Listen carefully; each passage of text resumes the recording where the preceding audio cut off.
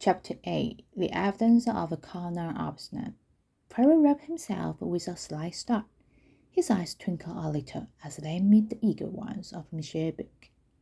"Ah, my dear old friend," he said, "you see, I've become what they call the snub, the first class. I feel it should be attended to be the second class. Next, I think, we will interview the good-looking corner obstinate." Finding the corner's French to be of a severely limited description, Perra conducted his interrogations in English. Obstinate name, age, home address, and the exact military standing were all assented. Perra proceeded. "It is that you come home from India on what is called the leave, what we call in Persian Colonel Obstinate, uninterested in what a pack of foreigners called anything, replied with true British brevity, "Yes." "But you do not come home on the P&O boat?" "No."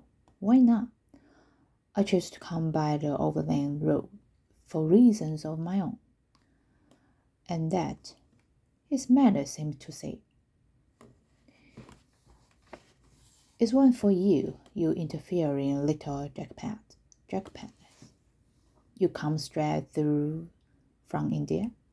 The colonel replied dryly, "I stopped for one night to see you were of Cadiz, and for 3 days in Baghdad with the AOC, who happened to be an old friend of mine." "You stopped 3 days in Baghdad. I understand that the young English lady, Miss Bennet, also comes from Baghdad. Perhaps you meet her there." "No, I did not. I first met Miss Bennet when she and I shared the railway covered cars from Kirker to Nisbet." Perrault leaning forward, he became persuasive and a little more foreign than he needed have been. "Monsieur, I'm about to appeal to you.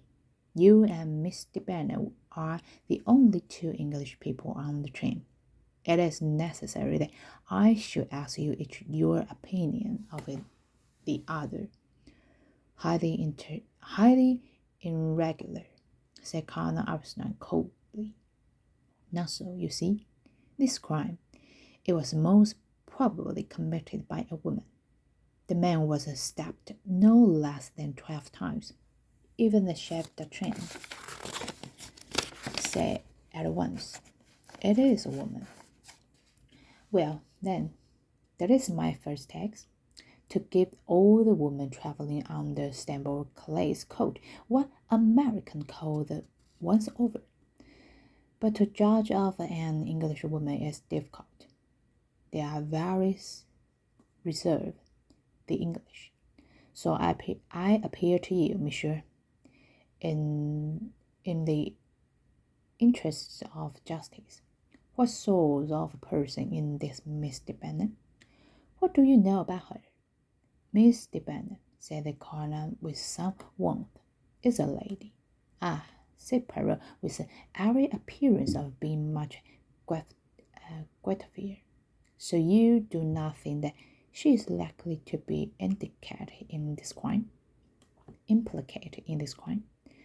"The idea is absurd," said Obstinate. The man was a perfect stranger. He had never seen him before. "Did she tell you so?" "She did. She commented at once upon his somewhat unpleasant appearance. If a woman is concerned, as you seem to think, to my mind, without any evidence but mere assumption, I can show you that Mr. Bennet could not possibly be indicated." "You feel warmly in the matter," said Perrault with a smile. Colonel Obstinate gave him a cold stare. I really don't know what you mean," he said.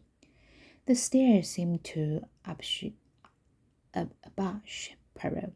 He dropped his eyes and began fiddling with the paper in front of him. "Oh, this is by the way," he said. "Let us be practical and come to facts. This crime, we have a reason to believe, took place at 1:15 last night. It is part of the necessary routine to ask everyone on the train what he or she was doing at that time." "Quite so. At 1:15, to the best of my belief. I was talking to the young American fellow, secretary to that man." "Ah, were you in his compartment or was he in yours?" "It was in his."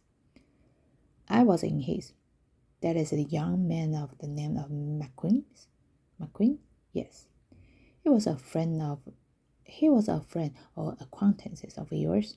"No, I never saw him before this journey. We fell into casual conversation yesterday and about became interested. I don't as a rule like Americans. Haven't any useful and Poirot smiled, remembering McQueen's structures on Britishers. "But I like this young fellow.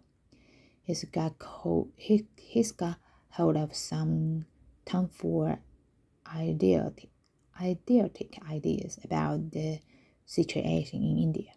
That's the worst of Americans. They are so sentimental and idealistic. Well, he was interested in what I had to tell him. I've had nearly 30 years' experience of the country, and I was interested in what he had to tell me about the financial situation in America. Then we got down to world policy in general. I was quite surprised to look at my watch and find it was a quarter to 2. "There is a time you break up this conversation?" "Yes."